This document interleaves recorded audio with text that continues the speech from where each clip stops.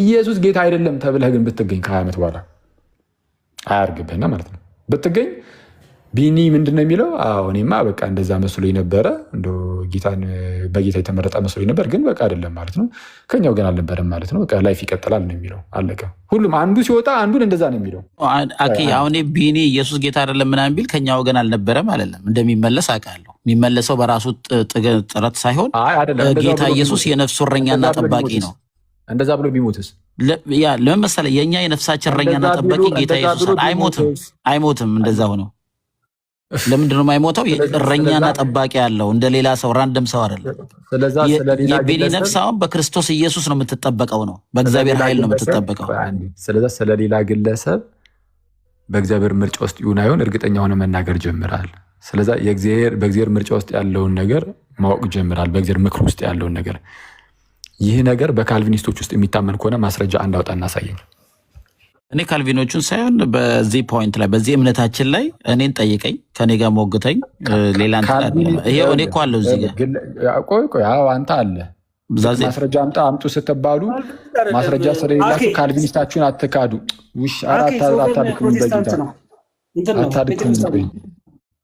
አታድክሙኝ። አንዴ ፔንቴኮስታል ከሆንክ እሺ፣ ፔንቴኮስታል ነኝ ባይዘው። ፔንቴኮስታል ከሆንክ በፔንቴኮስታሊዝም ውስጥ እንደዚህ አይነት ትምህርት እንዳለ እንግዲህ ያሳይ። ምክንያቱም አሁን ቅድም ፕሮፌት መጥቶ እንግዲህ በፔንቴኮስታል ውስጥ ከአንተ ይልቅ ፕሮፌትን ነው ማምነው እኔ።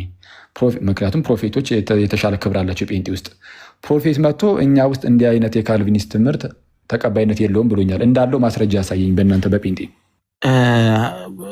ወደ መጽሐፍ ቅዱስ እንገባለን ወይስ አንገባም? አስጠናው አሳየኝ። እኔ ለምን እንደፈራ ሊገባኝ አልቻለ። ወደ መጽሐፍ ቅዱስ እንግባ። መጽሐፍ ቅዱስ ውስጥ ነው ያለው እግዚአብሔር። ጴንጤ ውስጥ ወይ የሆነ ቦታ አለ? ትክክል። ጴንጤ ውስጥ የለም እግዚአብሔር። ትክክል። ካልቪን ጋር ምናምን ኦርቶዶክስ ጋር በሚለው ሳይሆን ከመጽሐፍ ቅዱስ እናውራ። አንዴ ተረጋጋ። ኧረ እባክህ ለምን ተረጋጋ። አንዴ ሚዩት አድርገው። አንዴ አሁን ወደ መጽሐፍ ቅዱስ ስንገባ እንደው መልስ ያለህ ነው የምትመስለው። አሁን እኮ ልናየው እኮ ነው። አሁን መጽሐፍ ቅዱስ ላይ ደግሞ ስንገባ እሱ ላይም እገባልሃለሁ። ከዛ በኋላ ትመልሳለህ። እስኪ እንደምትመልስ ጌታ ይርዳህና አሁን ከተናገርከው ውስጥ እግዚአብሔር በጴንጤ ውስጥ የለም ያልከው ትክክል ነህ። ካልቪኒስት ውስጥም የለም ያልከው ትክክል። ይህንን በእውነት ተናገርክ። እኔ እንደዛ አላልኩም። እሺ አንተ እንደፈለግ ተርጉሞ ችግር የለውም። ዛ ተስፋዬ እግዚአብሔር ያለው ጴንጤ ውስጥ አይደለም ምናምን ላልከው እሱ ትክክል ነው እያልኩ ወንድሜ፣ ዛ ተስፋዬ ችግር የለውም። ወደ መጽሐፍ ቅዱስ ገብተን እንነጋገር። ቆይ ተረጋጋ እስኪ፣ አትረብሽ። እንዲህ ምን ሆናል? ልክ ቀያፋ እንደተናገረው ነው። ማን ነው ሊቀ ካህናቱ ጌታችን ኢየሱስን በጣም በርካታ ህዝብ ሲከተሉ አየና እንዴ ህዝብ ሁሉ ከሚሞት አለ ማለት እንግዲህ ጌታ ኢየሱስን ተከትሎ እንዳይሞት ብሎ እኮ ነው። በሱ ቤት ህዝብ ሁሉ ከሚሞት አንዱ ስለ ሁሉ ቢሞት ይሻላል አለ ጌታ ኢየሱስን ማለት ነው። ማለት እሱ ሞቶ ቢገላገልና ህዝብ ሁሉ ቢገላገል አይነት ነገር ማለት ነው። አሁን እሱማ ሲናገር ሊቀ ካህናቱማ ሲናገር ክርስቶስን ገድሎ እንደው በቃ ሌላውንም ከስተት መጠበቅ ነው ብሎ ነበረ። ግን አንዱ ስለ ሁሉ የሚሞተው ግን የምርም እውነትም ጌታ ኢየሱስ ሲሞት ሌላዎቹ ሁሉ ከኃጢአታቸው ይድናሉና ይህንንስ እግዚአብሔር አናገረው፣ መንፈስ ቅዱስ አናገረው። እንደዛ ተብሎ ተነገረለት እና አሁን ከዛ አንጻር ነው እኔም አንተን እያልኩ ያሉት ማለት ነው። እሺ መለስ እንበልና እስካሁን ድረስ እንዳየነው ማንም ሰው ይኸው ማስረጃ አምጡ ሲባሉ አያመጡም። ለምን? በካልቪኒስቶች እምነት እኛ አሁን እያወራን ያለ ነው በቤተ እምነት ውስጥ የሚሰጠው ትምህርት ስለሆነ ነው እንደዚህ እያወራን ያለ ነው። በግለሰብ ደረጃ ያለውን አሁን እናወራለን በመጽሐፍ ቅዱስ። በቤተ እምነት ደረጃ በካልቪኒስቶችም ወይም በሪፎርምዶችም በሌሎችም የእግዚአብሔርን ምክር ማንም ማወቅ ስለማይችል ማን ተመርጧል ማን አልተመረጠም ማወቅ አይችሉም በእርግጠኝነት ማለት ነው። ስለዚህ ቢኒያም በእርግጠኝነት ይመረጥ አይመረጥ ሪፎርምዶቹ ሊያውቁ አይችሉም። ሉትራኖቹም በእርግጠኝነት ማወቅ አይችሉም ከቻሪቲ አንጻር እንጂ። በመብርሃን የሆነብን ናውራ በመጽሐፍ ቅዱስ እንመለስ። ሶቨር ምንድን ነው? ቤቱ እኮ የኛ ነው። ዮኒዬሽ እኔ እኮ እሱም ብለን ነው ስለ መጽሐፍ ቅዱስ ለምንድን ነው የሚፈራው? ለምንድን ነው የሚፈራው? ሌላ ሰው ቅድም ቢኒን የመፍራት አይደለም ጠቅልሎት ይሄው ወደ መጽሐፍ ቅዱስ ሊገቡ እኮ ነው። እሺ እንጠብቃለን። ይኸው እስካሁን ስንት ደቂቃ ጠበቅን? እንጠብቃለን። እሺ ይግባልን ብቻ። አቤት እንዲህ ግን ፈራ ምናምን የሚል ቃል የምትጠቀም ከሆነ እኔ በብሎክ ነው ማሰናበተ። በጌታ እንዳታስወርዱ ኢዮባ፣ እንዳታስወርዱ በጌታ እንደዚህ አውርቶ ትዕቢት ይላል መጽሐፍም ሲናገር ትዕቢት ውርደትን ትቀድማለች ይላል። እንደዚህ አይነት ትዕቢቶች እንዴት ውርደትን እንደሚቀድሙ እሺ እንግባና የእግዚአብሔርን ቃል ነጋገር። ጥሩ አንዴ ሚዩት አድርግ ላጠቃልበት፣ እንዳታስወርዱት ፕሊዝ። ይህንን ሰው ጌታ ሆይ እና ጌታ የሞተው ለተመረጡት ብቻ ነው ስለሚባል ማን ይመረጥ ማን አይመረጥ ደግሞ እርግጠኛ ሆኖ ማወቅ ስለማይችሉ ለእገሌ ኢየሱስ ሞቷል ብለው መናገር አይችሉም። ያው ከቅድም ጀምሮ እንዳየ ነው ማለት ነው። በቃ አይችሉም። መቶ ለምሳሌ አንተን ሊሰብክልህ ማለት ነው ጌታ ይወድሃል ሞቶልሃል ማለት አይችልም። ዝም ብሎ እንደዚሁ ለመሞከር ያህል ሊናገሩ ይችል ይሆናል። ቅድም እንደውም ጭራሹኑ ቢኒም ሲናገር እንደሰማችሁት ሞቶ እገሌ ሞቶልሃል እገሌ አልሞተልህም ምናምን ምን አባባለን በቃ በክርስቶስ እመኑ እያሉ መስበክ ነው ብሏል። እኛ ግን ክርስቶስ ስለ ኃጢአታችሁ ሞቷል፣ ክርስቶስ ሞቶልሃል፣ ጌታ ይወድሃል ብዬ እርግጠኛ ሁኜ እሰብካለሁ። እኔ 101% እርግጠኛ ሁኜ ለየትኛውም ሰው ካጠገቤ ላለው ለዮኒ ብቻ አይደለም። እንደው ዮኒ አማኝ ነው እንደ እውነትም ጌታ ቢሞትለት እንደዛ ብዬ ራሱ አይደለም። ራንደም እዚህ ጋር ለምሳሌ ወደ ኮሜንት ዝቅ ስል ሚሚና አዳነ ይታዩኛል። አዳነና ሚሚ እንደውም ካልቪኒስት ነች። እርግጠኛ ሆኜ 101% ጌታ ሞቶልሻል ይወድሻል ብዬ ይናገራሉ። አዳነ ሐዋርያቶች አንድ ሐዋርያ ነገረኝ እንዲህ ብሎ የሰበከ አንድ ሐዋርያ ሳይገኝ እንዲህ ብሎ የሰበከ እባክህን አንድ ሐዋርያ ነገር ጌታ ይወድልሻል ሞቶልሻል ብሎ የሰበከ አንዴ ተረጋጋ። ያ ሞቲቬሽን አይደለም ወንጌል አኬ እሻኔ እንዳታስወርዱት ይህንን ሰው እንዴ እየተቃወሙ ያሉትን ሰምታችኋል። ጌታ ይወድሃል ሞቶልሃል የሚባል ስብከት ጌታ መጣ ከሐዋርያት እየተባለ ነው። እዚህ ደርሷል ክርስትና። ጌታ ይወድሃል ጌታ ሞቶልሃል ብሎ የትኛው ሐዋርያ ነው ደግሞ የሰበከው? እንደዚህ አይነት ስብከት የለም። ፕሮቴስታንቶች እንዲህ ብሎ ማስተማር ጀምሯል። አሁን ላይ መጽሐፍ ቅዱሳችን ጌታ እንደሚወደው እያንዳንዱን ግለሰብ ጌታ እንደሚወድ ተነግሮናል። እያንዳንዱን ሰው ጌታ እንደሚወድ መጽሐፍ እስቲ አውጣና እያንዳንዱ ሰው ጌታ የሌለ የአንተን ሀሳብ አትናገረን። ባይብል ውስጥ ያለውን መጽሐፍ ቅዱስን ተናገር። በሰው ጭንቅላት ውስጥ ያለውን አትናገር። እንደ የምትፈልገው ነው እንደምትናገረው። ዮብ እንዳታስወርደው እባክህን። ሶቨሪን አንዴ ላጠቃልና ልመጣ ነው። ይሄ ሰው መሀል እየገባ ምን ጣል እንደሚያደርግ ፖለቲካ የሰራብን እኮ ነው። አኬ አረ እየሰራሁባቸው አይደለም። ራስ ላይ ፖለቲካ እየሰራ ነው። እግዚአብሔር የቱ ጋር ነው ደግሞ እያንዳንዱ ሰው ይወዳል የተባለው? እያበድክ እኮ ነው። የቱ ጋር ነው እግዚአብሔር ሁሉም ሰው ይወዳል ያለው? በጣም እኮ የሚያስደንቅ እኮ ነው። በፕሮቴስታንት ውስጥ ያለውን ነገር እያያችሁ ነው። እግዚአብሔር ሁሉም ሰው አይወድም የሚል እምነት አለ። እንደሰማችሁት ከሰው በሬ ነው። እንደዛ አላልኩም። አኬ ይወዳል ሁሉንም ሰው እያንዳንዱ ግለሰብ ይወዳል። እኔ ፖለቲካው በዝቷል። በጣም ትሟች ፖለቲካ። እኔ ፖለቲካ አልፈራም፣ ችግር የለብኝም። ግን ፖለቲካ አትስራ። እንደ እግዚአብሔር ቃል እንነጋገር። እንዲህ የሚል አሳየኝ ማለት ዝም በላ። መሀል ላይ የምትገባ ከሆነ እንዲህ ታራዘመዋለህ ነው። ቁጭ አድርገህ ፖለቲካ ሚዩት አድርገው። ከአሁን በኋላ ስትከፍት እንዳላይ 2 ደቂቃ ሰጥቻለሁ። ወደ መጽሐፍ ቅዱስ እንገባ። አይሰማም እንደ አንተ አይሰማም።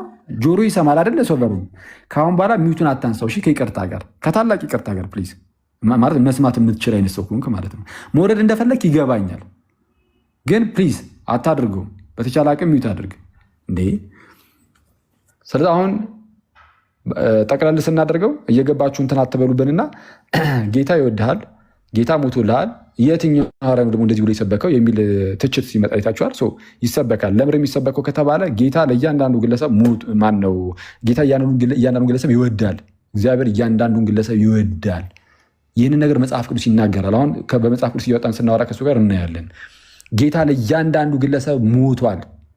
ለኃጢአተኛ ሁሉ፣ ለተቅበዘበዘ ሁሉ ሞቷል። ስለዚህ ይሄ እውነታ ስላለ ይህንን እውነታ ይዘን ወደ ህዝቡ እንቀርባለን። ምን ብለን? አዎ ጌታ እኮ ለአንተ ሞቶልሃል። እርግጠኛ ሆኜ ይናገራሉ። ይህንን እውነታ ይዤ ወጥቼ ምን እላለሁ? ኧረ እግዚአብሔር አንተንም ይወድሃል፣ ጌታ ይወድሃል ብዬ እርግጠኛ ሆኜ መናገር እችላለሁ ነው። ፕሮቴስታንቶቹ ግን አይችሉም። እርግጠኛ ሆነው ጌታ ይወድሃል አሁን ሲሉ ትሰማላችሁ።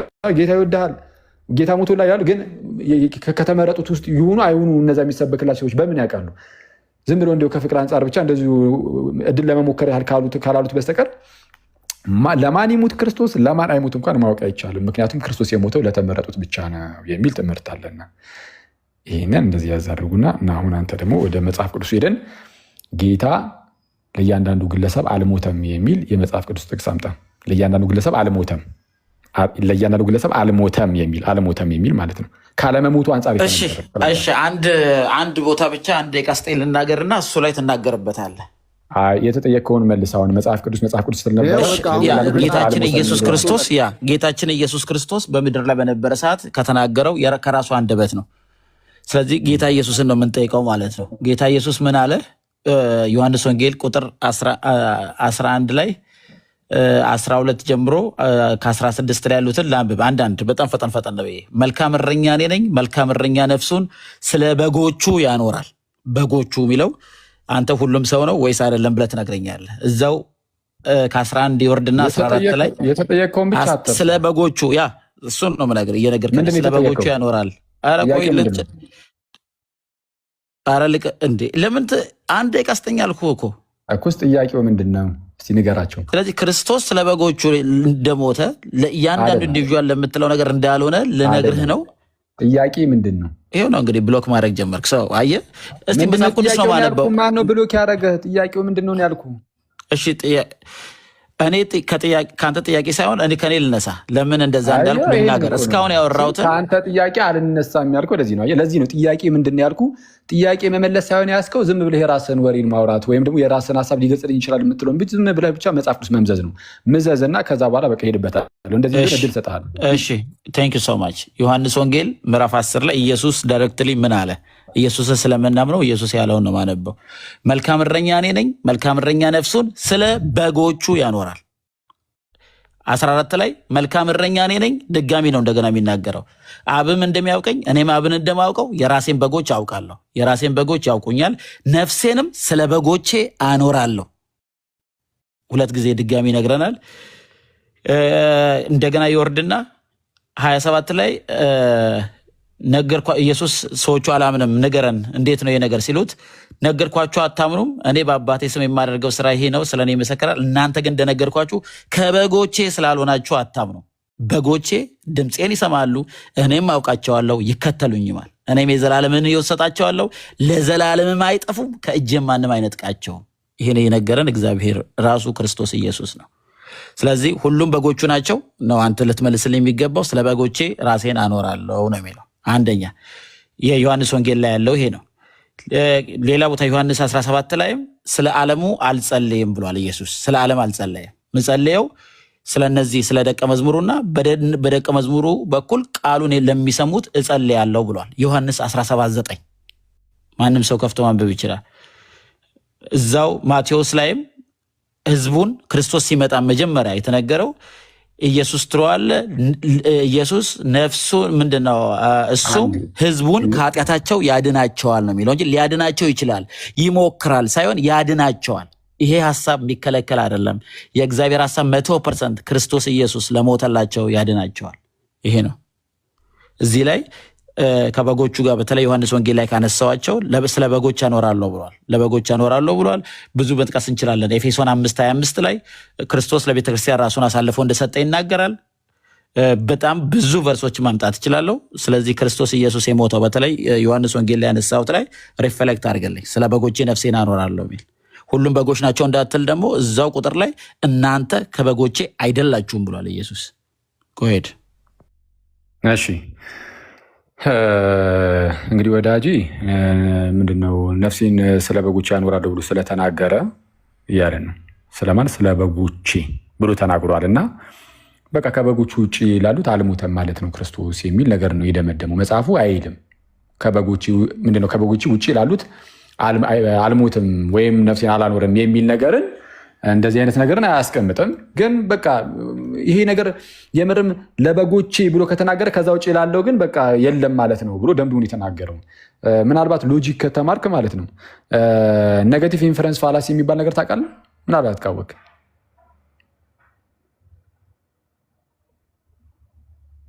ወዳጅ ኔጋቲቭ ኢንፈረንስ ፋላሲ የሚባል ነገር ታውቃለህ? ሎጂክ ተመራ ያለው በደንብ ኤችአርጅ ነው ያመጣሁት። ግሬዴንም ከፈለገ በጣም አሪፍ ናይስ። ኧረ ችግር የለውም አምናለሁ። ስለዛ ታውቃለህ ኔጋቲቭ ኢንፈረንስ ፋላሲ ምንም እንግዲህ እኔ የሶፍትዌር ኢንጂነሪንግ ተማሪ ነኝ፣ ግን ፊሎሶፊን ኮርስ ወስጃለሁ። ኤችአርጅ አምጥቻለሁ። ሀሳብን ግለጽ። ምንም አሁን ጥያቄና መልስ እያደረግ ኮንፊውዝ እያደረግ በጎቹ ስለሚል ሌሎቹ አላለም የሚል አሁን ደግሞ ወደ ሎጂክ ይህንን ፋላሲ ታውቃለህ? ተወኝ። እሺ ልወቅ አልወቅቶ። እሺ አንተ ሀሳብን ግለጽ። አላቅም። እሺ ሂድ ቀጥል አንተ ብቻ። እሺ ሚዩት አድርጋለች። ችግር ተወኝ። ደስ ይላል። ቻርጅ አመጣ አላመጣ እኮ አይደለም ማለት ይህንን ሜጤኩም ደግሞ ችግር የለውም። ባታቆም ምንም ችግር የለውም። ይህንን ስራ አላወቅ በቃ እውቀት የለም ልልህም አይደለም። እንደዚህ አይነት ሰው አይደለሁም። አስረዳለሁ ከፈለግ ግን እንድትረሳሳ ስላልፈለግክ ነው። ኋላ ጠይቀኝ ጨርሰው። ስማኝሽ አንድ ጊዜ ይቅርታ። ምንድነው ነፍሴን ስለ በጎቼ ያኖራለሁ ስለሚል ለምሳሌ ጌታ ኢየሱስ ስለ በጎቼ እንደው ራሴን አሳልፌ ይሰጣሉ ብሎ ቢናገር ስለ በጎቼ ራሴን አሳልፌ ይሰጣሉ ስላለ ይህ ማለት በጎቹ ደግሞ የሚከተሉት ናቸው፣ ስለዛ አማኞች ናቸው ይሉና ከዛ ውጭ ላለው ግን በቃ ራሱን አሳልፎ አልሰጠም ብሎ የመደምደም ነው። ግን እንደዛ እንድንል የሚያደርገን አይደለም። ይሄ ፋላሲ ነው ራሱን ችሎ። አንደኛው የምርም እንደዛ ስለተባለ ብቻ ቀሪው ግን በቃ ሐሰት ነው ውሸት ነው የሚያስብል ነገር አይደለም። ይህ ቅድም ላይ ያልኳችሁ ፋላሲ ነው። ይህም ኔጌቲቭ ኢንፍሉዌንስ ፋላሲ ማለት ነው። ለምሳሌ እንደ ምሳሌ እኔ ዮኒ ይመቸኛል ብዬ ብናገር እዮባ ግን አይመቸኝም ማለት አይደለም። በዚህ ደረጃ ነው ሎጂኩ። በጣም የደከመ ሎጂክ ከመሆኑ የተነሳ በዚህ ደረጃ የሚታይ ነው። በአጭሩ ምንድነው ገና ከጀምሩ ዮሐንስ ወንጌል ምዕራፍ 10 ላይ በሰዓቱ ስለነበሩ አይሁዳውያን እየተነገረ ነው። በሰዓቱ ስለነበሩ አይሁዳውያን ይናገርና አስቀድሞ ከላይ ማለት ነው ልክ ዮሐንስ ወንጌል ምዕራፍ 6 ላይ እንደተነገረው ማለት ነው እግዚአብሔርን የሚከተሉ ሰዎች ሲሆኑ እግዚአብሔርን የሚከተሉ አብን የተከተሉ ሰዎች ሲሆኑ ከአብ የተማሩ ሲሆኑ ወደ ማን ይመጣሉ? ወደ ጌታ ይመጣሉ። እነሱ ምን ያደርጋሉ? ድምፁን ይሰማሉ። እሺ ይከተሉታል። ለምን? ኦልሬዲ አስቀድመውም አብን የሚከተሉ ሰዎች ስለሆኑ። ሮሚ ማን ነው? ዮሐንስ ወንጌል ምዕራፍ 10 እሱ ነው የሚያስረዳው። ምዕራፍ 6 ላይ ከዚህ ቀደም እንዳየ ነው ማለት ነው ከአብ የሰማ የተማረም ወደ እኔ ይመጣል ተብሎ እንደተነገረው ማለት ነው። ስፔሲፊካሊ ስለዚህ ነገር እየተወራ ነው እንጂ አስቀድሞ እግዚአብሔር የሆኑ ሰዎችን ለዚህ ነገር ወስኖ ከዛ በኋላ ለነሱ ደግሞ ክርስቶስ ሞተ የሚል ነገር የምታቀርብበት አይደለም ነው። ይህንን ነገር ግን በምን ማወቅ እንችላለን ከተባለ በጣም በበርካታ በሌሎች የመጽሐፍ ቅዱስ ማስረጃዎችን ማወቅ እንችላለን። ሰው እንዴት? ለምሳሌ ሮሜ ምዕራፍ 5 ላይ እንደሚቀራለ ምን የሚል ቃል አለ? እንግዲህ በአንድ በደል ምክንያት ሮሜ ምዕራፍ 5 ቁጥር 18 ያዙ። ሮሜ ምዕራፍ 5 ቁጥር 18 እንግዲህ በአንድ በደል ምክንያት ፍርድ ለኩነኔ ወደ ሰው ሁሉ እንደመጣ። ሶቨሬን እዚህ ጋር ጥያቄ ይመልስልኝ። በአንድ በደል ምክንያት ፍርድ ለኩነኔ ወደ ሰው ሁሉ መጣ ይላል። ፍርድ ለኩነኔ ወደ ሰው ሁሉ መጣ ሲባል ሰው ሁሉ የተባለው ማን ነው? አፍጥ ነው። አረጭ የዮሐንስ ወንጌሉን ጃምፕ አልክ ማለት ነው። ሌሎችንም አይመለከትም ማለት አይደለም በሚል አስረድቼ አብራርቼ ፋላሲ መስራትን አሳይቼ ከዛ በኋላ እሱን ግን እኔ ዝም ብዬ እንደዚሁ መናገር። ስለዚህ አረጋግጥልኝ። ይህን ደግሞ አረጋግጥልኝ እባክህን። ይህንን ደግሞ እንድታውቀው እንድትረዳው በሌላ የመጽሐፍ ቅዱስ ክፍልም ላስረዳህ ነው እያልኩ ነው። አሁን መልስ ግን እዚህ ጋር ያለውን አረጋግጥልኝ። ሁሉም በግ አይደለም አይደል? በጌታ በኢየሱስም እኔ ሁሉም በግ ነው አላልኩኝ። ቴንኪዩ አዋርያል ተማኝነት እዚህ ጋር አመሰግናለሁ። ስለዚህ ለፍየሎችም ፍየል ይላቸዋል ከበግ ውጭ ያሉትን፣ ከበግ ውጭ ላሉትም ኢየሱስ ሞቷል ነው አሁን አርጊመንት አይደል? ሞቷል። አዎ እሺ በቃ ቀጥልልኝ። በቃ ይሁን አሁን እሺ በቃ ምንም እኮ አታመጣም እኮ። ለበጎቼ ሞቻለሁ፣ ለበጎቼ ሞቻለሁ። ቆይ አንዴ ቢኒያም እባክህን። ለበጎቼ ሞቻለሁ ማለት እኮ ከበጎቼ ውጭ ላሉት ግን አልሞትም ማለት እኮ አይደለም። ለእነሱ እንደዚህ አደርጋለሁ ተብሎ ለምሳሌ ለቤተክርስቲያን ጌታ ኢየሱስ ሞቶላታል ተብሎ ሊነገር ይችላል። ለምሳሌ በኤፌሶን መልእክት ሊነገር ይችላል ሳይሆን እባክህን አንዴ እየተደማመጠ ኤፌሶን ምዕራፍ 5 ላይ ለምሳሌ ሲናገር ባሎቹ ክርስቶስ ደግሞ ቤተክርስቲያንን እንደወደዳት እንዲሁ እናንተም ደግሞ ሚስቶቻችሁን ውደዱ ይልና እዛ በርቀጠል አድርጎ ምን ነበር የሚለው? ምን ያህል እንደወደዳት ሲናገር ማለት ነው። አንዴ ሙሉን ላንብብላችሁ። ከዛ በኋላ ለቤተክርስቲያን ሞተ ሲባል ምን ማለት እንደሆነ፣ ለበጎቹ ሞተ ሲባል ምን ማለት እንደሆነ በዛው እንድትረዳ ማለት ነው። በውሃ መታጠብና ከቃሉ ጋር አንጽቶ እንዲቀድሳት ራሱን አሳልፎ ለእርሷ ሰጠ የሚለው ክፍል ማለት ነው። አንዴ ኤፌሶን ምዕራፍ 5 ላይ ቁጥር 25 አካባቢ እንዲህ ይላል፣ ባሎች ሆይ ክርስቶስ ደግሞ ቤተክርስቲያንን እንደወደዳት እናንተም እንዲሁ ሚስቶቻችሁን ውደዱ ይልና በውሃ መታጠብና ከቃሉ ጋር አንጽቶ እንዲቀድሳት ስለ እርሷ ራሱን አሳልፎ ሰጠ ይላል። ስለ ኤርሲያን ራሱን አሳልፎ ሰጥቷል ጌታ ኢየሱስ። አያ ለቤተ ክርስቲያን አሁን ይሄ ነገር ተነገረ፣ ለበጎቹ ይሄ ነገር ተነገረ። ጌታ እኮ አሳልፎ ስለ ቤተ ክርስቲያን ራሱን አሳልፎ ሰጥቷል ተባለ። ልክ እንደዚህ ሲባል ለቀሪው ዓለም ግን አልሰጠም የሚል ነገር ማን ይዘህን አለ? ዮኒ ይመቸኛል እንዴ አንተ ከተጻፈው ለምን ታልፋለህ? ከተጻፈው ለምን ታልፋለህ? አንተ ነው የምትጨምርልን? ለቤተሰብ ለቤተክርስቲያን ነፍሱን ሰጣት ካልንኛ ለቤተክርስቲያን ሰጣት ብለን ነው የምናቆመው። ለበጎች ነፍሴን ሰጠው ካለ ለበጎች ሰጠ ብለን ነው የምናቆመው። አንተ ነው የምትጨምርልን? ሌላው አልጨምርም። ከጌታ ቃል ውጭ እኛ አናምንም። ከተጻፈው አትለፍ ይላል። አንዴ ቆይ እባክህ።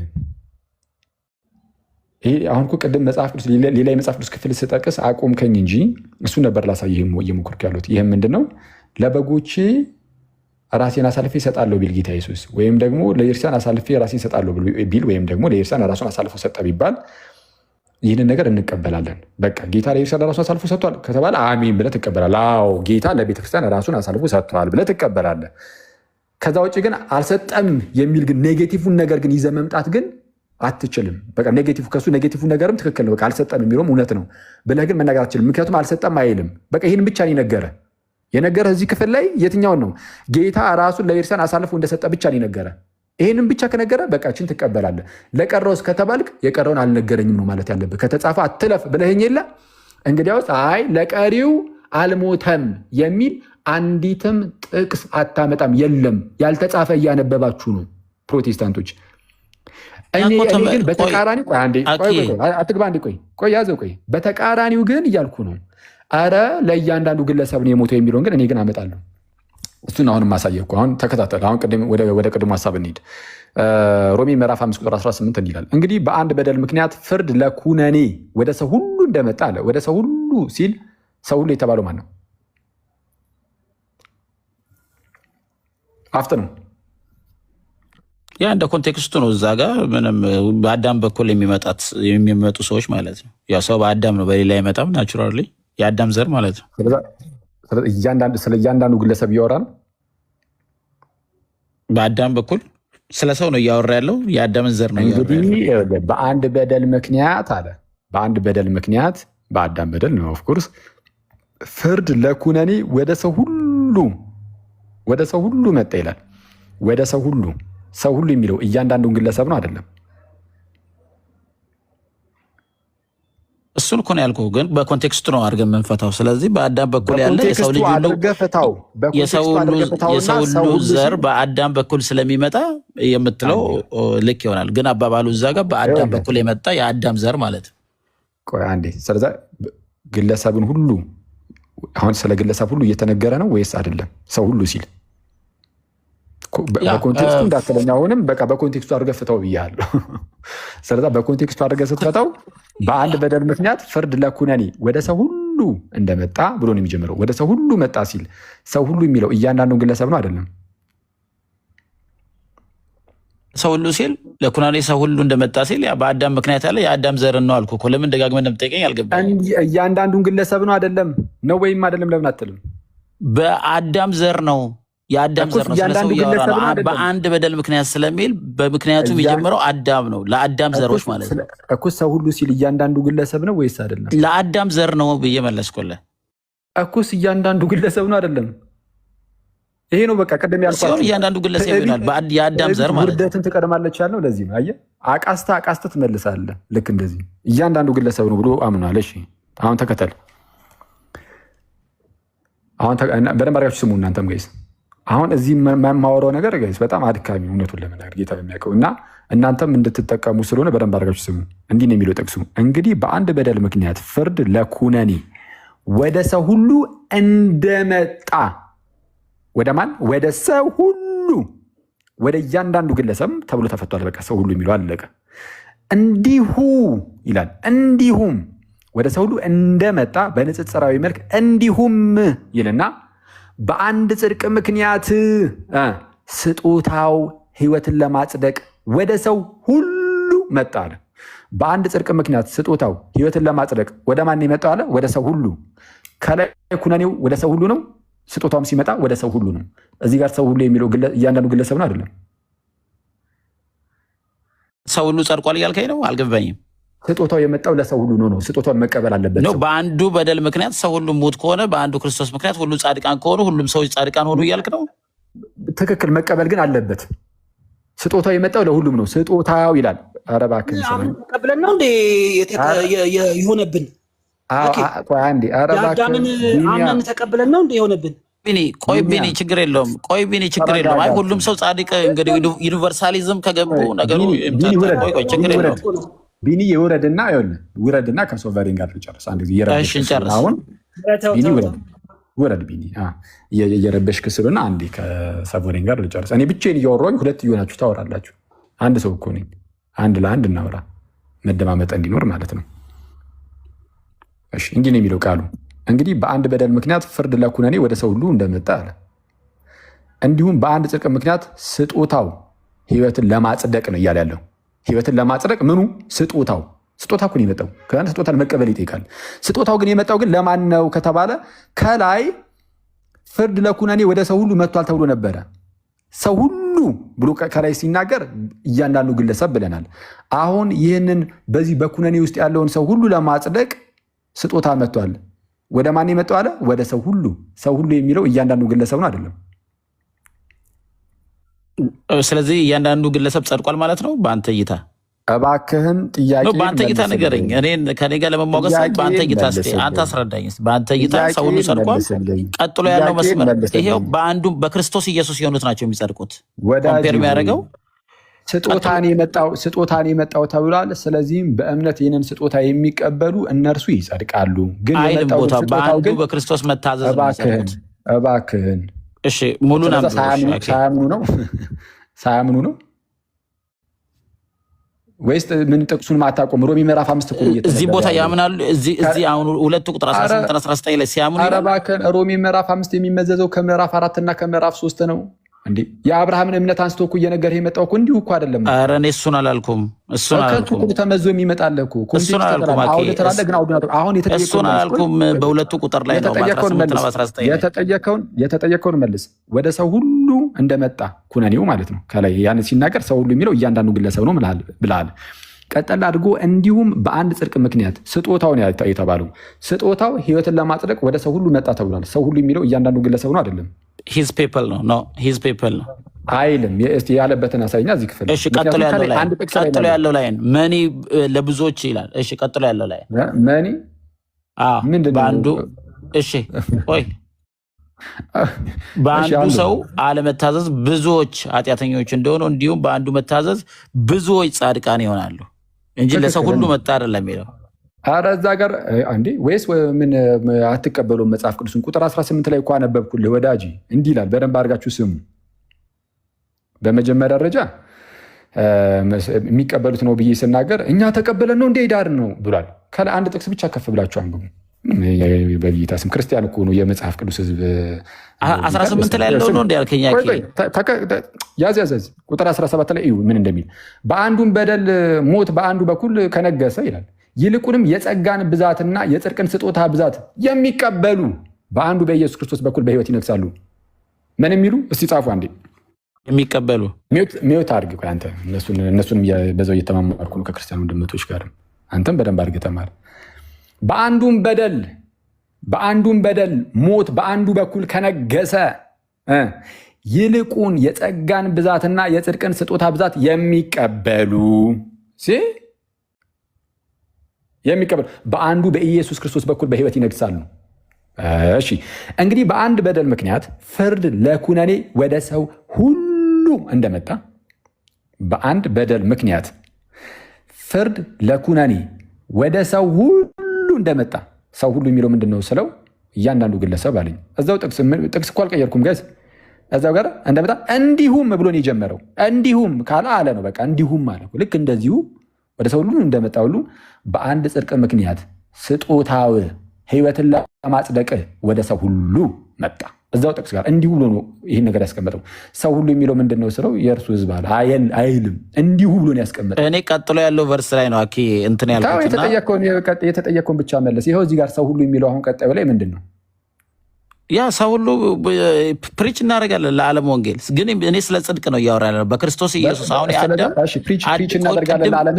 አንድ ጊዜ ስማኛ፣ ፖይንት ሜክ ለማድረግ ብቻ እንትን አትበል፣ ችግር የለውም። እኔ እንደፈለግ ፖይንት ሜክ አድርግ። ግን ቆይ ስማ፣ ቅድም ስትለኝ በአዳም ምክንያት ስትለኝ በአንዱ በዘር በኩል ነው የአዳም ዘር የሆነ ነው ብያለሁ። እንዲሁ ጽድቁም ደግሞ የክርስቶስ ጽድቅ የክርስቶስ ዘር የሆነ ነው። በዘር አዳም እንደበከለ ሁሉ በክርስቶስ የሚወለዱ ደግሞ ጻድቃን ይሆናሉ ነው የኔ ፖይንት እያልኩ ያለሁት።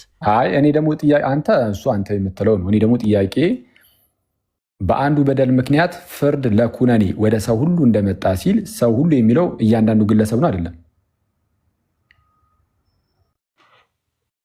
ጽድቅ የሚለው እያንዳንዱ ግለሰብ እንዴ? እየሰማኸኝ አይደለም እንዴ? ሌላ ቦታ እኮ ነው ያለው። ሶቨሬን ሰማኝ። ለሰው ሁሉ ነው የሚለው። ለሰው ሁሉ የሚለው ፓርት ለዓለም ለኮስሞስ፣ ያ ወንጌልን ለዓለም ሁሉ ስበኩ እኮ ነው የተባለው። ለፍጥረት ስበኩ ነው። ኢየሱስ ክርስቶስ ለዓለም ነው የመጣ። ዓለም ወደ ብርሃን ወደ ዓለም ገባ እንደሚል፣ ነገር ግን ወደ ክርስቶስ ሊመጣ የሚችል እንደሌለ ቅድም አሳይቻለሁ። ቆይ አንዴ። ስለዛ ሰው ሁሉ የሚለው እያንዳንዱን ግለሰብ ነው ብለኸኛል። አሁን ቀጣይ ላይ ያለውንም ማለት ነው ለሁሉም ሰው ፕሪች እናደርጋለን። አሜን። ጽድቅ መጣ እኮ ያ ሰው ሁሉ የሚለው ዓለሙን ማሳያ ነው። ሰው ሁሉ የሚለው እያንዳንዱን ግለሰብ የሚያውቅ እያንዳንዱ ግለሰብ የሚባል የለም ካልከኝ አንድ ጊዜ ተረጋጋና አድምጣ። እንዴ መጀመሪያ ላይ ያለው በአንድ በደል ምክንያት ፍርድ ለኩነኔ ወደ ሰው ሁሉ እንደመጣ ብሎ ነው የሚጀምረው። በአንድ በደል ምክንያት ፍርድ ለኩነኔ ማለት ነው ወደ ማን? ወደ ሰው ሁሉ። ሰው ሁሉ የሚለው ይህንን እዚህ ጋር ማለት ፍርዱ ላይ እያንዳንዱ ግለሰብ ነው አይደለም?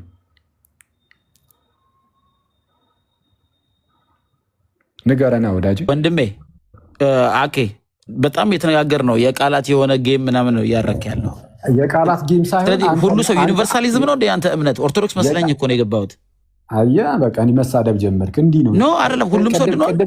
ቅድም ምን ብዬሽ ነበረ? ትዕቢት ውርደትን ትቀድማለች። ኖ አንድ ፈራችን መጽሐፍ ቅዱስ ነው አምጡ ግለጡ አትበል። እንነጋገር እስቲ እንነጋገር። እኔ እኮ አሁን አንተ እሺ ይሄን ቨርስ ጨርሰሽ ብራዘር ማለት ነው አዘብራዘር ዝም ብለህ ገብተህ መነጋገር ያለብን ተነጋግረህ መውጣት ለሌላ ጊዜም ማለት ነው።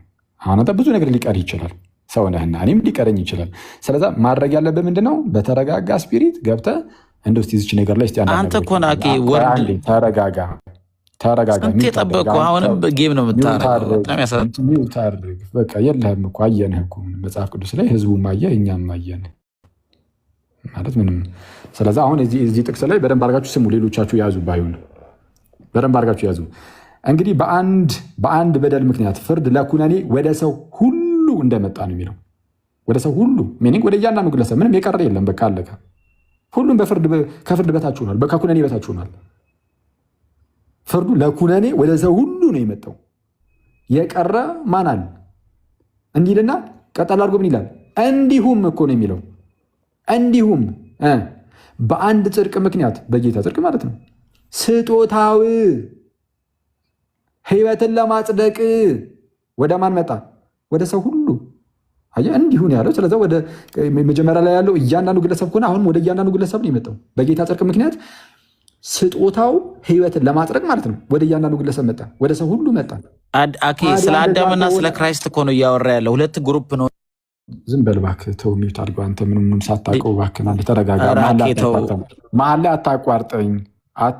እንደሚያውቅ ሰው እንደው አክት አታድርግ፣ ቅርጽ አታብዛ። ዝም ብለህ ሰማ። የተወሰነ አይታ በቃ ብዙ እኮ ታገዝነ። የሚያስገርም እኮ ነው። ቆይ ልክ አይደለም። ቆይ እስኪ አንድ ነገር እስኪ እድል ስጠኝ። አናስወርደን ሚውት አድርግና እንማማርበት። ስትጠየቅ እኮ እየመለስክ አይደለም። ሁሉ የሚለው እንዳለ ነው ስትባል ሌላ ነገር ስታወራ እኮ እኔ እኮ ዮኒ ደጋግሜ እኮ በአዳም በኩል ምንድን ነው እነማን ናቸው ሲለኝ የአዳም ዘር እያልኩት ደጋግሜ ነገርኩት። የእሱ የሚፈልገው ፖይንት አለ። የዘር ጉዳይ ነው እያወዳደረ ያለው ጳውሎስ በአዳምንና በክርስቶስ ኢየሱስ ሁለት ግሩፕ ነው እያወዳደረ ያለው። ሪፕሬዘንቴሽን ነው የሰራ ያለው። ሁለት ሪፕሬዘንቴሽን ነው የሰራ ያለው። በአዳም በኩል የገባውና በክርስቶስ በኩል የተገለጠውን ጽድቅንና ኃጢአትን ነው እያወዳደረ ያለው። ሁሉ ሲል የመጀመሪያው ሁሉና ሁለተኛውን ሁሉ እኮ ሊያሳይህ ነው። የመጀመሪያው ሁሉ ሲል እያንዳንዱ ሰው ነው ወይ ሲል አዎ ወይ አይደለም ብለህ ጀምር። ከዛ ቀጥሎ ሁሉ ሲል ደግሞ ምን ማለት ነው የሚለውን ደግሞ ቀጥሎ። ስለ ኢንዲቪጁዋል አይደለም የሚያወራው። አይደለም እኮ አልኩኝ እኮ አልሰማኝም። እያወራ ያለው ስለ ሂውማኒቲ በአዳም በኩል አሁን የአዳም ዘርንና የክርስቶስ ዘርን ጽድቅንና ኃጢአትን ነው ኮምፔር እያደረገ ያለው። አኬ ግን ኢንዲቪጁዋል ውስጥ ገባ። የበጎቹ የሚለውን ዲስፕሩቭ ያደርግልኛል ብሎ በኢንዲቪጁዋል ደረጃ ነው። በነገራችን ላይ ሰው ሁሉ ነው ያለው። ሰው ሁሉ ነው ያለው፣ ዘር አይልም ራሱ ሰው ሁሉ ነው የሚለው። ሰው ሁሉ ከተባለ ደግሞ እያንዳንዱ ግለሰብ ነው። ምንድን ነው ይሄ? ግልጽ አይደለም እንዴ? መጀመሪያ እኮ አዎ እያንዳንዱ ግለሰብ እኔ አሁን ወደ ሰው ሁሉ ምንድን ነው አሁን ይጸድቃሉ ሰው ሁሉ። ስለዚህ ሰው ሁሉ ይጸድቃል። አሁን እኮ እያወራን ያለ ነው ማን ነው የሚጸድቀው? ማን ነው የዘላለም ሕይወት የሚያገኘው ነው እያልን ያለ ነው። ስለዚህ ሰው ሁሉ ይጸድቃል። ፍርድ ለኩነኔ ወደ ሰው ሁሉ እንደመጣ ብሎ ሲናገር እየሰማኩ ነው ማለት ነው። ፍርዱ ለኩነኔ ወደ ሰው ሁሉ መጣ ብሎ ሲናገር ሰው ሁሉ የተባለው እያንዳንዱን ግለሰብ ይወክላል አይወክልም?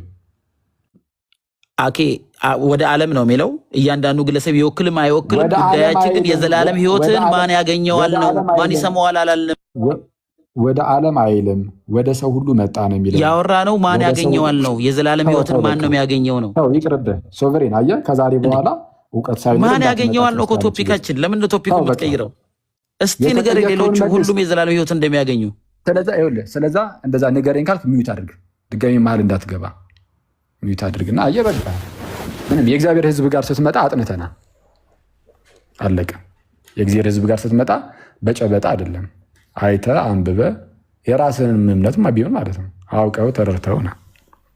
እሺ ቃሉ የሚለው ምንድነው? እንግዲህ በአንድ በደል ምክንያት ፍርድ ለኩነኔ ወደ ሰው ሁሉ እንደመጣ ይላል። በቃ ፍርድ ለኩነኔ የመጣው ወደ እያንዳንዱ ግለሰብ ነው። ይታወቃል እኮ እንዴ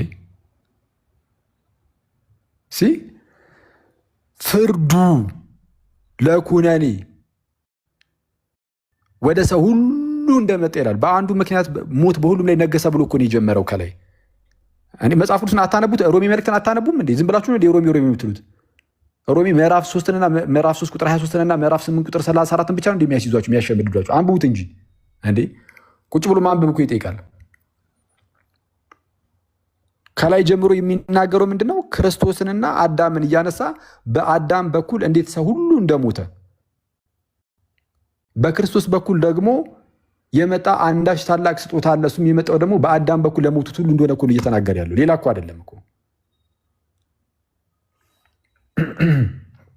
ከቁጥር 16 ጀምሮ ምንድን ነው የሚለው? አንድ ሰውም ኃጢአትን በማድረጉ እንደሆነው መጠን እንደዚያው ስጦታ አይደለም፣ ፍርድ ከአንድ ሰው ለኩነኔ መጥቷልና ስጦታው ግን በብዙ በደል ለማጽደቅ መጣ ይልና በአንዱም በደል ሞት በአንዱ በኩል ከነገሰ ይልቁንም የጸጋን ብዛትና የጽድቅን ስጦታ ብዛት የሚቀበሉ በአንዱ በኢየሱስ ክርስቶስ በኩል በሕይወት ይነግሳሉ ይላል። የሚቀበሉ ማለት ነው። ከዛስ እንግዲህ በአንድ በደል ምክንያት አሁን ፍርድ ለኩነኔ ወደ ሰው ሁሉ መጥቷል። ፍርድ ለኩነኔ የመጣው ወደ እያንዳንዱ ግለሰብ ነው። ሁላችንም ላይ ደረሰብን። ሞት ለሁሉም አልቀረም። ለእያንዳንዱ ግለሰብ ይህ ሞት መጥቷል። ሞት ነገሰ ተባለ። በአንዱ በደል ሞት በአንዱ በኩል ነገሰ ይላል። ሞት በአንዱ በኩል ነገሰ፣ በአዳም በኩል ማለት ነው። በአዳም በኩል ሞት ነግሷል። ፍርድ ለኩነኔ ወደ ሰው ሁሉ መጥቷል ተባለ። ወደ እያንዳንዱ ግለሰብ ምን? ይህ እኮ ግልጽ እኮ ነው። ወደ ሰው ሁሉ እንደመጣ እንዲሁም ይልና እንዲሁም ካለ በኋላ በአንድ ጽድቅ በክርስቶስ ማለት ነው ምክንያት ስጦታው ሕይወትን ለማጽደቅ ወደ ሰው ሁሉ መጣ ይላል። ወደ እያንዳንዱ ግለሰብ ሰው ሁሉ ነው የሚለው ሁለቱም ጋር አንድ ጥቅስ ላይ። ግን ፕሮቴስታንቶች መጽሐፍ ቅዱስን አይቀበሉም። አሁን አስቸጋሪው ነገር እሱ ነው። ፕሮቴስታንቶች መጽሐፍ ቅዱስን አይቀበሉም።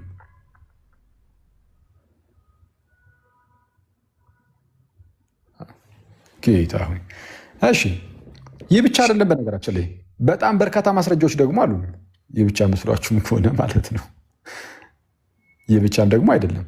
ይልቁንም ለምሳሌ ኢሳያስ 53 ቁጥር 6 ላይ እንዲህ ይላል። ኢሳያስ ምዕራፍ 53 ቁጥር 6 አውጡ።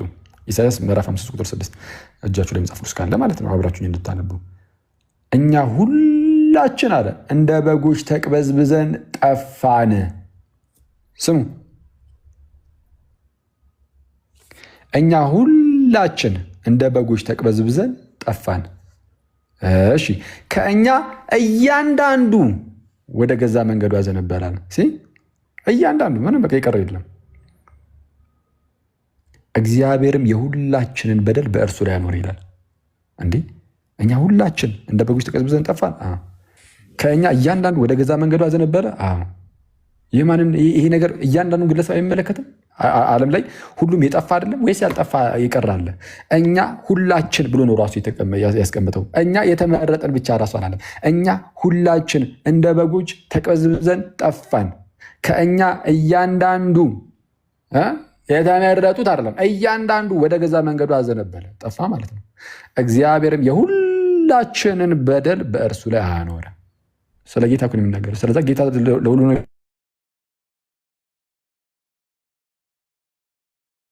አንዴ ጌታ ለሁሉም ቤዛ ሆኗል። እንዴ ታዲያ ጌታ ለሁሉም ቤዛ ሆኗል። ይህ የጽድቅ ስጦታ ወደ ሁሉም ሰው ነው የመጣው። አዎ ታዲያ እንደዛ ከሆነማ ታዲያ ሰው ሁሉ ጸድቋል ማለት ነው። ስጦታው መጣልን እንጂ የማያምንም ዝም ብሎ ይጸድቃል አላለም። ስጦታው መጥቷል። ለመጽደቅ ግን መቀበል አለበት ሰውየው። ለመጽደቅ የመጣውን ስጦታ ምን ማድረግ አለበት? መቀበል አለበት። ከእሱ የሚጠበቅ ነገር አለ። ለዛ ነው አሁን ከጠቀስኩላችሁ ጥቅስ የሮሜ ምዕራፍ 5 ላይ ከቁጥር 18 ከፍላችሁ ቁጥር 17 ላይ ምን የሚለው በአንዱም በደል ሞት በአንዱ በኩል ከነገሰ ይልቁን የጸጋን ብዛትና የጽድቅን ስጦታ ብዛት የሚቀበሉ ምን የሚሉ የሚቀበሉ ወደ ሰው ሁሉ መጥቷል። የሚቀበል ይጸድቃል። አለቀ። ስጦታው ወደ ሰው ሁሉ ስጦታው በአንድ ጽድቅ ምክንያት ማለት ነው፣ በክርስቶስ ምክንያት የሆነው ስጦታው ሕይወትን ለማጽደቅ ወደ ሰው ሁሉ ነው የመጣው። ማን ይጸድቃል?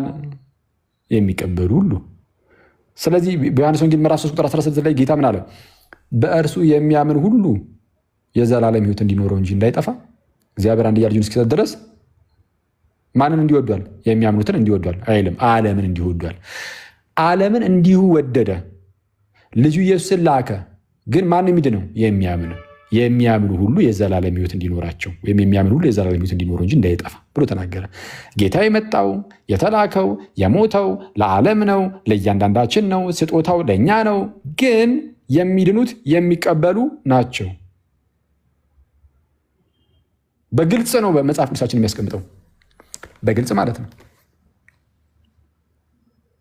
ካልሆነ ግን እንደው ለጥቂቶች ነው የሞተው፣ እነሱም ደግሞ በእግዚአብሔር ምክር ውስጥ ስላሉ አይታወቅም ስለሚሉ ወጥተው ራሱ ጌታ ሞቶላል ማለት አይችሉም። ቅድም እንደተነ ሲናገሩ እንደሰማችኋቸው የትኛው ሐዋርያ ነው ደግሞ ጌታ ሞቶላል ጌታ ይወድሃል ብሎ የሰበከው? እንዲህ ብሎ መከራከር ጀምሯል ፕሮቴስታንቱ። ተአምር ነው። ጌታ ይወድሃል ሞቶልሃል ብሎ እንኳን መናገር አይችሉም፣ በእርግጠኝነት ማለት ነው። ይቅርታ ሊናገሩ ይችላሉ፣ ግን ሊዋሹ ይችላሉ። ለምሳሌ አንዱን ለምሳሌ እኔ ለምሳሌ ቅድም ምሳሌ እንደሰጧችሁ አክሊል ጌታ ሞቶልሃል ብሎ ማለት ነው። ግን ከተመረጡት ውስጥ ካልሆንኩኝ ጌታ አልሞተልኝም ሲጣራ ስለዛ ዋሽቶኛል። የት ሞተልኝ እንዳለ ሞቶልሃል የምትለው ዝም ብለህ እድልን ትሞክራለህ እንዲህ ዝም ብሎ እድል የመሞከር ነገር ማለት ወጥተህ ማለት እድል የመሞከር ነገር ሞቶልሃል ምናምን ትለዋለህ። የሞትለት አይሞትለት እርግጠኛ መሆን አትችልም። ግን ሞቶለት ሊሆን ስለሚችል ድንገት ከተመረጡት ውስጥ ሊኖር ስለሚችል የሆነ ሰው አንተ ስለማታውቅ ዝም ብለህ ወጥተህ እኮ ሞቶልሃል ጌታ ይወድሃል ልትል ትችላለህ። ዝም ብለህ የመሞከር አይነት ነገር ነው ማለት ይገኘውን እንደዚህ ውስጥ ዝም ብዬ ቆይ ልበለው እስኪ ቆይ። ከዛ በኋላ ድንገት ምናልባት ለ10 ሰው እንደዛ ብለህ 10ሩም ካልተመረጡ ድንገት ማለት ነው 10ሩም ዋሽታቸው ነው የመጣው ጌታ ይወድሃል ሞቶልሃል ብለህ እሪ ብለህ አብደህ ምናምን ከዛ በኋላ ለካ ሲጣራ አልሞተላችሁም አይወዳችሁም። እኔ ለዚህ ነው ወይ ወዳጅ ይሄ ሳፋሪ ሲም ካርድ ግዙ ድንገት ላገዙ ትችላላችሁ እንደሚሉት አይነት ማን ነው መንገድ ላይ በቃ እንደዛ ማለት ነው። እድላቸውን ይሞክራሉ። ካደለ ድንገት ይገዙ አለ፣ ካልሆነም የታባቱስና ኧረ ከዛ የሚከፋል ደግሞ በእውነት ከዛ የሚከፋል አኬ እዚህ አስቀምጠህ ፖለቲካ ሰራለ። እኔ ስራ ላይ ስለሆንኩኝ ያልተመቸኝም ዝም ብዬ ኢንቫይት አድርጉኝ ገባው። እንትን አትበል፣ በጣም ስሜታዊ የሆንክ ነው። ችግርን አስተምሩልን። የእናንተ ድርት አልሆንኩም ስሜቱ አልሆንኩም። እሺ እንትን አስተምር፣ ምንም በክርስቶስ ሰዎች እንዲያምኑ እንዲድኑ ብታስተምር ምንም አብረን ነው የምንሰራው። ግን ለማይወዱት ለሚጠሩት ጌታን ለማይፈልጉት እየተከራከርክ ነው የሚመስለኝና እስቲ ምናልባት ጊዜ ካለኝ እና ካልወጣችሁም በኋላ ላወራ እችላለሁ። ስራ ላይ ስለሆንኩኝ ነው። ግን በጣም ፖለቲካ ታብዛብን፣ የማንለውንም አትበልብን ወንድማችን። የማትሉትን ምን አልኩ? እንወድሃለን። የማትሉትን ምን አልኩ? አረታው ዲስካውንት ፖለቲካ ዝም ብለን ቤት ቁጭ ብለን ዝም ብለን ስጠይቀን የሆነ በቃ ከባድ እኮ ነው። ከባድ እንትን ላይ ከባዱማ ጥያቄው እኮ ነው። አሁን አይደለም ከባዱ ጥያቄው ነው። እኛ እንድናስረዳ አትፈቅዱልንም እኮ ችግሩ እንድናስረዳ። ቅድም እንደ ዛሬ ተጨንቄ አላውቅም ማለት ነው። ማነው ቢኒ? የትኛው አንተና እንደ ዛሬ ተጨንቄ አላውቅም አላልክም? ለምን ነው የምጨነቀው? እኔ ብዙ አስቤበት ዘማ የማምነውን ነገር በጣም አስቤበት ነው። ጥያቄዎችንም ሊጠየቁ የሚችሉትን ሁሉንም ጥያቄዎች እናንተ የምትጠይቁትንም ጥያቄ የሚችለውን ሁሉ ጠይቄያለሁ። ሰዎች ሌሎች የሚጠይቁትን አንብቤያለሁ መጽሐፍም እና በብዙ ጥያቄዎች መልስ ያገኘ ነገር ስለሆነ የምን መልስ አለ ብለህ ነው አሁን ተወና እሱን። እኔ እዚህ ጋር አየህ ላጤ ነኝ ለካ ትዝ ሲለኝ ላጤነት ትዝ ሲለኝ ርቦኛል።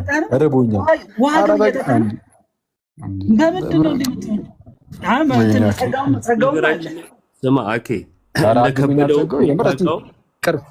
እንደከበደው የምታውቀው ቅድም ያለውን ሁሉ አላልኩም ብሎ ሲክር ነውና አልካድኩም ካለ ዩቲዩብ ላይ እየተላለፈ የነበረውን አዘጋጅቼልሃለሁ፣ አሰማሃለሁ። ማን ነው? እኔና አዎ እኔ ያላልኩትን መልሼ ካድኩኝ? አዎ አላልኩም እንደዛ ከሌ ዳነ ከሌ ያልዳነም የሚለው ማወቅ አይጠበቅብንም። መንገደኛው አሁን ለምሳሌ መንገደኛ ዝም ብዬ ያልኩትን እኮ ነው ያልኩት። መንገደኛው ላሰማ ያልከው እሺ እንደዛ ይሻላል። እሺ አንዴ አንተ እስከትከፍት እኔ ያልኩት መንገደኛውን ሁሉ አንተ ድናል አንተ አልዳንክም ማለት አልችልም፣ ግን ወንድሞቼን በጌታ የሆኑትን እምነታቸውን አይቼ ተመርጣቸዋል ማለት እችላለሁ። ሰማው እግዚአብሔር አስቀድሞ ስላልሳበ ልባቸውን ስላልቀየረው ለራሳቸው ሀሳብ ትቷቸዋል። እኔ ባይ ዲፎልት ዝም ብዬ ነው የምናገረው፣ ግን ምሳልከው ስብከት ሰዎቹ እንትን እንዲሉ አይደለም እግዚአብሔር እንዲቀይራቸው ነው። አንተ ምን ብለህ ነው የምትሰብካቸው? አሁን መንገድ ላይ ላሉት ክርስቶስን እመኑ ነዋ። ክርስቶስን እመኑ እኮ ምን ሞቶላችኋል ብለህ ትሰብካለህ? እኔ ለእንትና እንደሞተ ለእንትና እንዳልሞተ እኮ ማወቅ የለብኝም መስበክም የለብኝም። ምን አልክ? ማወቅም መስበክም የለብኝም ብለሃል። መንገድ ላይ ለምሰብካቸው ሰዎች ደሙን ለአንተ አፍስሰዋል፣ አንተ ተመርጠሃል፣ አንተ አልተመረጥክም አይደለም። እመኑ ሲጀመር ከማለት በፊት ታውቃለህ ከሌላ ሞቶለታል ከሌላ ያልሞተለት የሚለው አንድ ወንድሜ እኔ ማቀው በእምነቱ ጠንካራ ጌታን የሚወድ በሱ ብቻ የሚታመንን ወንድም ይማ በቃ ድኗል። ልክ እኔ እንደማምነው አለ። አሁን ለምሳሌ እኔ በክርስቶስ ብቻ መታመኔ በጌታን ብቻ መደገፌን እንትን ስል ሳምን በቃ እግዚአብሔር መርጦኝ ነው ወደሱ ስቦኝ ነው። ሌላ ሰው ያልታመንኩት ራሴንም ያልታመንኩት እግዚአብሔር ስለመረጠኝ ነው ብዬ አምናለሁ። ልክ ወንድሜም እንደዛ ሲያምን አንተማ በቃ ተመርጠሃል እላለሁ። ተመርጠሃል ትሰማለህ። ሌሎቻችሁ እንግዲህ ሌሎቻችሁ ቼክ አድርጉለት። እኔ ይሰማኛል። እሺ አንተ ከሌ ሞቶልሃል ማለት የሆነ ስም እየጠራ ወይ መንገድ ላይ ለወንጌል ምናምን ስርጭት ምናምን ብለህ ስትወጣ ያገኘኸውን ሰው ኢየሱስ ሞቶልሃል ትለዋለህ ወይ? እንዴ እኔ የምሰብካቸውን ሰዎች ሁሉ ተመርጣችሁ አልተመረጣችሁም አይደለም። በክርስቶስ እመኑ ህይወቱን አፍሷል ካመናችሁ ተመርጣል በለው አላልኩም እኮ እኔ እንደዛ አይደለም የጠየቅኩህ አሁን ወንጌልን ለፍጥረት ሁሉ ስበኩ ስለሚል ለፍጥረት ሁሉ ወንጌልን ልሰብክ ትወጣለህ አይደል? በቃ እሱ ነው ማለት ስትወጣ የምታገኘውን ሰው ኢየሱስ እኮ ሞቶልሃል ትለዋለህ ወይ? አዎ በክርስቶስ ካመንክ ህይወቱን አፍሶልሃል ትድናለህ እለዋለሁ። ሞቶልሃል ትለዋለህ ወይ ነው ያልኩህ። በክርስቶስ ካመነ እሱን ካመነ ህይወቱን አፍሶልሃል፣ በሱ እመን ትድናለህ። ቢኒ ማመን አለማመን የሱ ግብረ መልስ ነው። እሱ ጋር ሳትሄድ በፊት እኔ ሰውየውን ለማሳመን አይደለም የሄደው እግዚአብሔር ችግር የለውም። ስማኛ እንዴ ሰውየው ምን ይመልሳል? ያምናል ወይ አላምንም ይላል ወይ? ሌላ ጉዳይ ነው። እሱ ጋር ከመሄዳችን በፊት አንተ ግን ኢየሱስ ለዛ ሰው እንደሞተለት እርግጠኛ ሆነ ያን ሰው ስትሰብከው ኢየሱስ ሞቶልሃል ትለዋለህ ወይ? አንተ እኔ ካመናችሁ በክርስቶስ ከሆናችሁ ብቻ ነው ክርስቶስ ሕይወቱን የሰጣችሁ ብዬ ነው ማምነው እንጂ እናንተ ተመርጣችኋል፣ እናንተ አልተመርጣችሁም ማለት እግዚአብሔር ነው ማለት የሚችለው። እኔ ሰው ነኝ አልችልም ማለት የሚችለው። ስለምርጫ አልጠየቅኩም እኮ ቢኒ። ለምንድን ነው ያልተጠየቅከው የምትመልሰው? እሺ ምን እኔ ምለውን የምሰብከውን ወንጌል ልንገርህ። ወደ ዓለም ሁሉ ሄዱ ወንጌልን ስበኩ ስለሚል ኢየሱስ ክርስቶስ ለኃጢአተኞች በእሱ ካመናችሁ ትድናላችሁ እላለሁ። ኧረ ተው ኢዮባ፣ ከባድ ፖለቲከኛ። ስራዬን ትቼ ነው ባይዘው ቀደም ቀኑ ስራ እሰማለሁ አይደለ? እስኪ ወይ አኬ ወገን ይሻለኛል። አንተ አትሰማም። አኬ ይቀጥል። ኧረ ይሰማል። ቀጥሉ። ምንም አይሰማም። አኬ ቀጥል። ይርቦኛል በእናትህ። ቆረጠብኝ ነው። እሺ ቀጥል ከአኬ ጋር ቀጥል። አይቋረጥም፣ አልተቋረጠም። ያሟል። እሱ አይሰማውማ። እሱ አይሰማውም ማለት እኮ ነው። አይ ተሰምቶታል። ጀመር። አይ አንተም ፈልጓል። አውሩ። ግን ቅድም አላልኩም ብሎ ስላለ ነው ያዘጋጀሁትን ያሰማሁት። ቀጥልና ከዛ በኋላ ደግሞ እሺ ዮባዬ እኔ ያልኩት ምን መሰለህ? እኔ ያልኩት መንገድ ላይ ወጥቼ ማለት ነው ለአንተ ሞቷል፣ ለአንተ አልሞተም አይደለም የምለው። እሱን አላውቅም፣ እግዚአብሔር ነው የሚያውቀው። ለኃጢአተኞች ግን ክርስቶስ ሕይወቱን ሰጥቷል፣ ደሙን አፍሷል ብዬ እናገራለሁ። እሱን ነው ተናገር የተባልኩት ማለት ነው። ካመናችሁ ግን እርግጥ በክርስቶስ ያመናችሁና በእውነት የተደገፋችሁ እሱን የምትወዱ ከሆነ እውነት ነው ጌታ ደሙን አፍሶላችሁ ሕይወቱን ሰጥቷችሁ ነው ወደሱ የጠራችሁ የሳባችሁ ነው ብለው እንጂ ደግሞ ስሰብካቸውም እግዚአብሔር ሰዎችን ልብ እንዲቀይር በቃሉ ምክንያት እንዲቀይራቸው እንጂ እኔ እነሱን ተማምኜ እነሱ በእኔ ስብከት በእኔ ንግግር እንትን ብለው እንዴት ነው ኮንቪንስ ሆነው አይደለም። እግዚአብሔር ነው ሰውን የሚያሳምነው፣ እግዚአብሔር ነው ልብን የሚቀይረውና እኔ እሱን ተማምኜ እግዚአብሔርን ተማምኜ ነው የምሰብከው። የዚህ አይነት እኛ አሳስቦንም አያውቅም። እንትና ተመርጧል፣ እንትና አልተመረጠም፣ አምኗል፣ አላመንም፣ ድነዋል አይደለም። እኔ ስለራሴም ያን ያህል እኔ ክርስቶስን ማየቴን መደገፌን እሱን መፈለጌን ብቻ ነው እርግጠኛ መሆን የምፈልገው እንጂ ቅድም አኬም እንደዚህ ተመዝግባችኋል ወይ ምናምን አይነት ነገር ያን ያህል አሳስበንም። ግን ቅድም አክዬ እኔ የሆነ ጥያቄ ነበረኝ ከበድ ብሎ አልተከራከርኩም። ልትመልስልኝ የሚፈልገው ነገር በቃ በመጨረሻ አዘኝ ኦፍ ዘ ዴይ መዳን በአንተ እጅ ነው የተመሰረተው። ወንድሜ አኬ አያርግብህ። ቀጥሉ ከዩባ ጋር ቀጥሉ። እኔ እኮ እዚህ ጋር እኮ እውነት ነው። ቀኑን ሙሉ ቅድም መልሻለሁ እኮ ብያለሁ እኮ ቅድም እኮ መልሻለሁ። በእኛ እጅ የተመሰረተ ድህነት የለንም። ድህነት ሁሉ ከእግዚአብሔር ነው፣ በጸጋ ነው። ግን እኛ መቀበል ደግሞ አለብን። በቃ ኢዮባስ እንደዛ ነው የምታምነው? ግን መቀበል አለብን። ኢዮባም እንደዛ ነው። ለምሳሌ አንድ ሰው ክርስቶስ ደሙን አፈሰሰ፣ ሞተ፣ በመስቀል ላይ ሕይወቱን ሰጠና ከዛ አንተ እንግዲህ በአዳም ውስጥ ያለ ሰው ነህ፣ እንደ ማንኛውም ሰው ነህ። በመጨረሻም እንግዲህ ሁሉን ስራ ሰርቷል፣ ክርስቶስ አድርጓል። ግን ወሳኙ መጨረሻ ላይ እንትን በአንተ ልብ ዲፔንድ የሆነ ነው። ወንድሜ ኢዮባዬ ይሰማል እንዴ? አዎ ያንተ ይሰማል። አዎ ግልጽ ነው። በቃ እኛ ጋር ሁሉም ጋር እንደዚህ ነው። ድህነት ሙሉ በሙሉ ከእግዚአብሔር ነው፣ በጸጋ ነው። እኛም ግን በጌታ እርዳታ በራሳችን ፈቃድ ደግሞ መቀበል አለብን። ስለዚህ ፈቃዳችንም ሙሉ በሙሉ ግን ከእግዚአብሔር ነው። እርዳታውን እግዚአብሔር ረድቶ ማለት ነው አንተ እንድትቀበል አግዞ እያንዳንዱ ነገራችን ላይ በመውጣት በመውረዳችን እያንዳንዷ ነገራችን ላይ የእግዚአብሔር ጸጋ አለ። ኪሻ ፓፓዬ ገብቶኛል እኮ አሁን እግዚአብሔር ረድቶ አግዞ ልብህን ምናምን አሳምኖ ኮንፊንስ አድርጎ ቃሉን ልኮ ምናምን ነገር አብርቶ የቃሉን ብርሃን ምናምን ግን ላይሳካለት ይችላል እግዚአብሔር ማለት ነው። ስራውን ሁሉ ሰርቶ እግዚአብሔር በቃ እንግዲህ ፈልጌ ነበረ ላድነው እንግዲህ አልሆነም ምናምን ይላል፣ መጨረሻ ላይ ይላል ማለት ነው። ይሄ ያመቻቻል ለማዳን ግን መጨረሻ ላይ ላይሳካ ይችላል ማለት ነው። ኦፍኮርስ አዎ፣ ለማዳን እርሱ ፈቃደኛ ሆኖ ምናምን እጅግ ቅርብ ሆኖ ምናምን አንተ እምቢ ብለው ይህ ድህነት አንተ ጋር ላይመጣ ይችላል፣ ላይሳካ ይችላል ያልከው ድህነቱ አንተ ጋር ላይመጣ ይችላል ከሆነ ድህነቱ ሰዎች ጋር ላይደርስ ይችላል። እግዚአብሔር ግን ፈቅዶ በቃ ሊያድንህ ፈልጉ መቶ አንኳኩቱ፣ በርህ ድረስ አንኳኩቱ። ልክ ራእይ ላይ እንደተነገረው ማለት ነው። ኖ በደጅ ቆሜ አንኳኳለው፣ ማንም ቢከፍትልኝ ማንም ቢሰማ ቢከፍትልኝ ለቤተክርስቲያን ነው ቢሰማኝ ቢከፍትልኝም ወደ እርሱ እገባለሁ ነው ያለው። አብሬው እራት እበላለሁ ነው ያለው። ማንም እኮ ነው ያለው። ቸርች አለ ማንም ለእያንዳንዱ ሰው ነው። እሱን አንተ አልክ ወዳጅ ችግሩ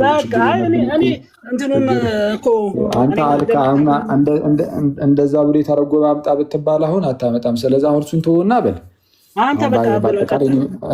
እኔ ትንሽ ስለደከመኝም እንደ አጠቃላይ እግዚአብሔር አንኳክቶ ጌታ አንኳክቶ እምቢ ሲባል ሊሄድ ይችላል።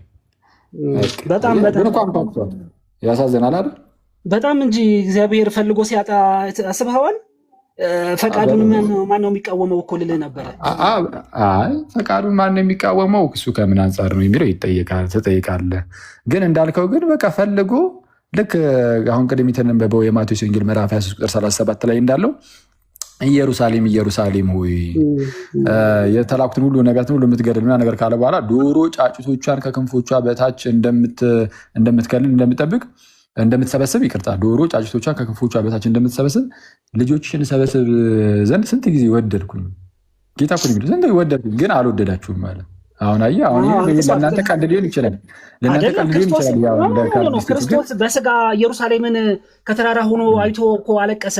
አሁን ያልከው ጥቅስ ማለት ነው። የመጎብኛሽን ጊዜ ሊሰበስብ ፈልጓል አልፈለገም። እሱ ለእስራኤል ነው፣ ለእሱ ወደሆኑት ወገኖች መጣ ያለው እኮ ነው። ወደ እሱ ሊሰበስባቸውስ ወዷል አልወደደም? እሱማ ፈልጓል፣ ግን ወዷል አልወደደም። የገዛ ወገኖቹ አልወደም። ስለዛ እሱ ሊሰበስባቸው ወዶ ያልተሰበሰቡት እነሱ ስላልፈለጉን ወዶ በቃ እምቢ አለ። ሳይሳካ ቀረ። ለምን እነሱ አሉ ስልኩን እየተባልክ ያለው ለቤተክርስቲያን ክርስትና ምን አለት እንደሆነ በጌታ የእምነታችን በአለት ላይ ንቅንቅ አይልም እኮ ያርገለ ለቤተክርስቲያንም እንደዛ ነው የምትለው አንተ እና ይህን ያህል ካወራን በቂ ነው። አሁን ልውጣ። መልካም ጊዜ ይሆንላችሁ። እናመሰግናለን በጣም። ሌላም ጊዜ እንደዚህ ስልህ እንትን አትበሉ። ጥያቄ ብቻ እናንተ ጠያቂ ፖለቲካ አሰራራችሁን አክብዳችሁ ምናምን ነገር አይሁን፣ ለመማማር ይሁን። እኛ ምንም ፖለቲክስ አልሰራንም እንዴ ምናምን አይሁን። አሁን ሁሉ ትምህርትማ በዜሮ አታባዛብን። ፖለቲክስ አይደለም ትምህርት ነው። እኛም ሁሌም ቢሆን እሺ እናመሰግናለን። ሰላም ነው።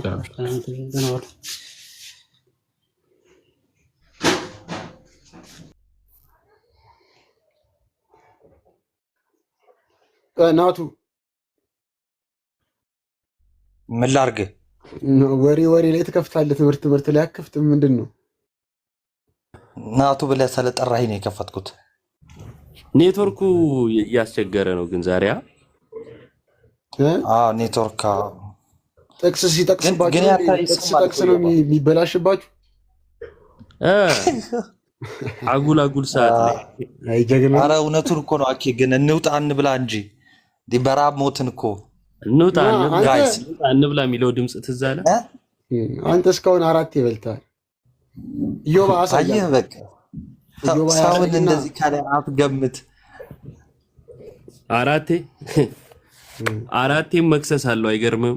ሲበላ የተከዳ እውነትን ላሳያችሁ ነው። እሺ ጋይስ አንዴ የተከዳ እውነት የፓስተር ስሜ መጽሐፍ ነው እንደምታውቁት። ስሜ ታደሰ እንትና ፓስተር ማለት ነው። ሽንቶ ይቅርታ ብሏል አሉ እንቶ በከለሩ ልጠራው ነበር። እሺ ምን ይላል ፓስተር ስሜ? ውስን ቤዞት የሚለው ሲያብራራ ቅድም የተጠየቁትን ጥያቄ ማለት ነው። ታዲያ ለመረጣቸው ለነርሱ ኢየሱስ ክርስቶስ ራሱ የእነርሱን መተላለፍ በሞቱ ሊያነሳ ይሰቀላል፣ ይሞታል። ይህን ስናስብ ይላል ተመልክቱ፣ ይህን ስናስብ ክርስቶስ የሞተው ያለ ልዩነት ሰውን ሁሉ ሊያድን ነው ሳንል፣ እየሰማችሁ ነው? ክርስቶስ የሞተው ያለ ልዩነት ሰውን ሁሉ ያድናል ሳንል ይላል። ስለዚህ ሰውን ሁሉ ያድናል አይሉም ማለት ነው። ይቀጥላል። ክርስቶስ የሞተው ለእገሌና ለእገሊት ነው ሳንል ወይም ለመዳን የሚያስችል አቅምን በሰው አኑሯል ሳንል ክርስቶስ የሞተው ለተወሰኑ ሰዎች ነው እንድንል ግድ ይለናል። ተመለከታችሁ? ስለዚህ አንድ ጴንጤ መጥቶ በየአደባባዩ መንገድ ላይ ሲያገኝ ኢየሱስ ሞቶልሃል ሲል በምን አወቅ? አያውቅም። ስለዚህ ምን ብሎ መስበክ አይችልም። ክርስቶስ የሞተው ያለ ልዩነት ሰውን ሁሉ ሊያድን ነው አንልም። ይኸው ሳንል አንልም ብሏል። ክርስቶስ የሞተው ለእገሌና ለእገሊት ነው አንልም። ለመዳን የሚያስችል አቅምን በሰው ሁሉ አኑሯል ሳንል፣ ያው ሰው ሁሉ ፈጽሞ ስለሞተ በራሱ ማመን አይችልም ብለው ስለሚያምኑ ማለት ነው። ሳንል የማመን አቅም እንኳን የለውም ብለው ነው የሚያምኑት። ለዛ ነው ከዛ ክርስቶስ የሞተው ለተወሰኑ ሰዎች ነው እንድንል ግድ ይለናል ብለው ነው የሚያምኑት። ስለዚህ ኢየሱስ ሞቶልሃል የማለት አቅም የለውም ማለት ነው። አይደለም የሌላን ሰው ይቅርና የራሱንም አያውቅም። ቢጠየቁ የሚሉ ያው ስላመንኩኝ ተመርጫለሁ ማለት ነው ይላሉ። ያመነው ሲክድ ደግሞ ከኛ ጋር አልነበረም ማለት ነው፣ ወይም መጀመሪያም አልተወሰነለትም ማለት ነው እያሉ ድራማ ከመፍጠር ውጪ ሌላ ምንም እንትን የሚሉት የለም። ገጽ 90 ላይ ደግሞ አንድ ነገር ላሳያችሁና ቀደም ገብቶ የነበረው ወዳጃችን እሱ ፔንቴኮስታል ነው፣ አክት የሚያደርገው እንደ ካልቪኒስት ነው። ተው በቡድን ማሰብ ተው፣ የግሩፕ ሐሳብ ይቅር። ገጽ 90 ላይ እንዲህ ይላል። ፓስተር ስሜ ተመልከቱ። ይህም ቢሆን ግን ጸጋን መተንተን እንዲሁም የካልቪኒስቶችንም የጸጋ ትምህርት መግለጥ ተፈላጊ ስለሆነ እርሱን እያጤን ነው።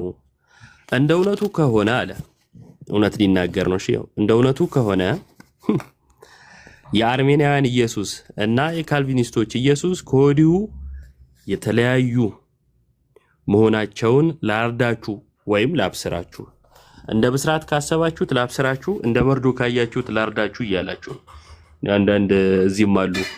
ኢየሱስ አንድ ነው ሌላ የለም፣ ያው ጴንጤውም ጋር እኛም ጋር ያለው አንድ ነው ትምህርት ነው ምናምን የምትሉ ማለት ነው።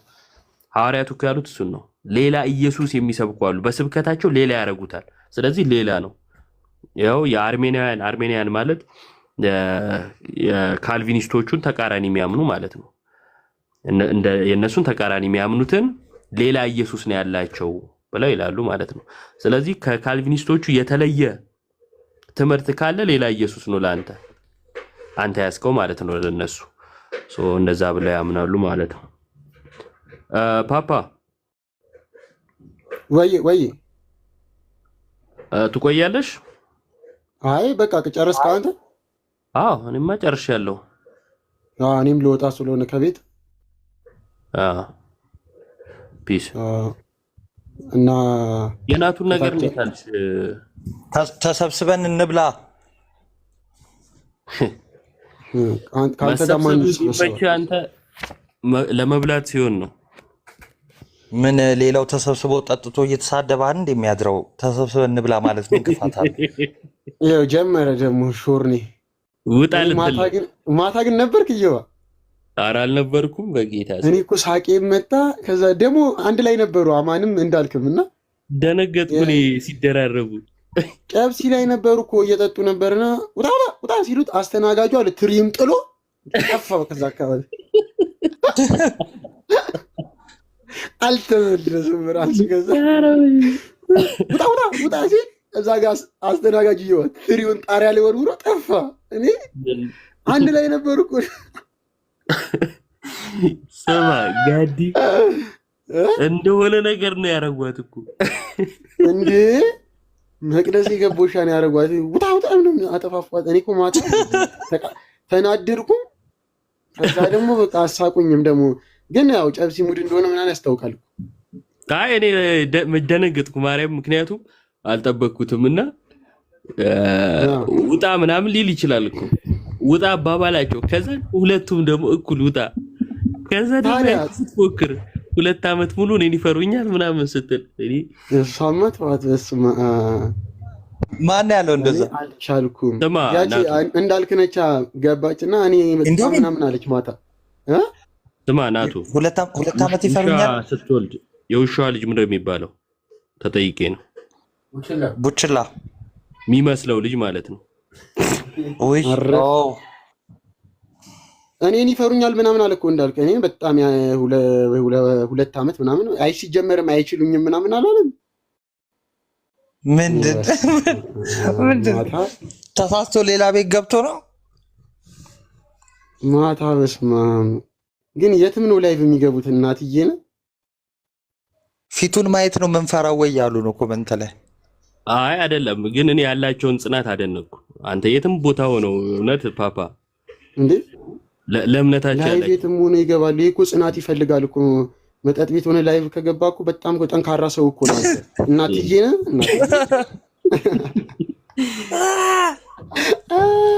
ራሱን መስዋዕት እንዳደረገ ቁጠረው ለእምነቱ። ትብብራቸውስ አንድነታቸውስ እንዴ ህብረት ሰማ በህብረት መጠጥ ቤት እኮ ሆነው መግባታቸው ብቻ አይደለም፣ ገስት ላይ አስተናጋጁም ገብቷል አሉ።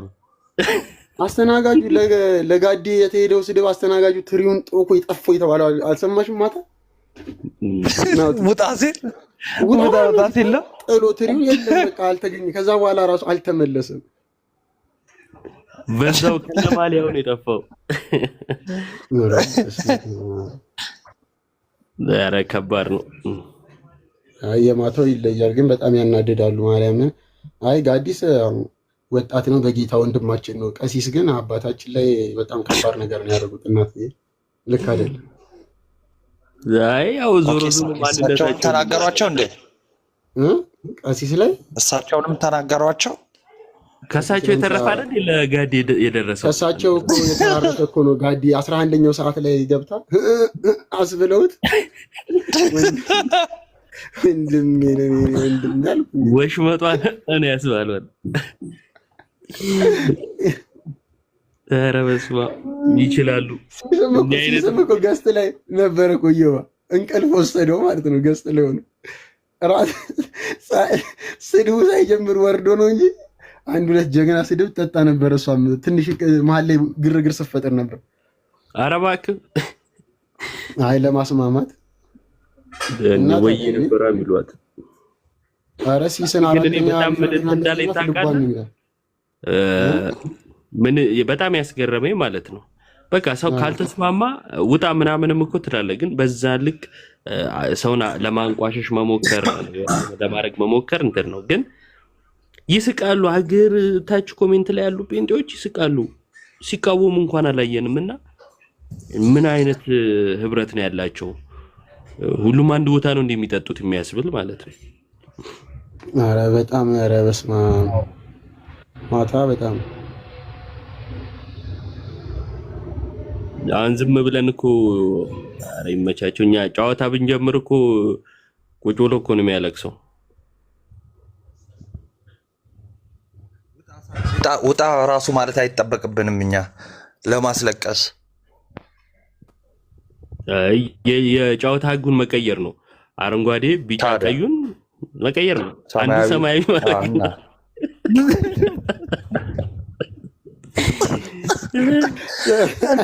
ማሊያዋ ላይ ቅጠል ጣል ታደርግበታለህ። ማታ ነበር ይዋ ስማ ቲክቶክ ኢሞጂ ላይ እንትን ስገባ ማለት ኮሜንት ለመስጠት ፈልገው ሰማያዊ ፓንት መርጠው ሰማያዊ ፓንት ይለቃሉ። እኔ ሆዴ ቆሰለ። አማን እኮ እያየው ነው ከላይ ሆኖ። ከዛ ተከታታይ 1 3 4 ሰው እና መጀመሪያ አይገባህም ምን አይነት እንደሆነ። ከዛ ሰማያዊውን ፓንት ደጋግሞ ሲለቁ ጌታ ስም አውቆ እንደተናደደ እኮ ያስታውቃል፣ ምንም እንዳልመሰለው። የእኛ ልጆች እኮ ከፍተዋል እንዴ አንተ። እኔ በታሪክ ሰማያዊ ፓንት እንዴት ታገኛለህ? ኢሞጂ ላይ የለም እኮ። ኧረ ኮሜንት ላይ ተው። ሲያይ ለመልበስ አንዱን እየመረጠ ነው ይላሉ። እረፉ፣ እንደዚህ ይባላል።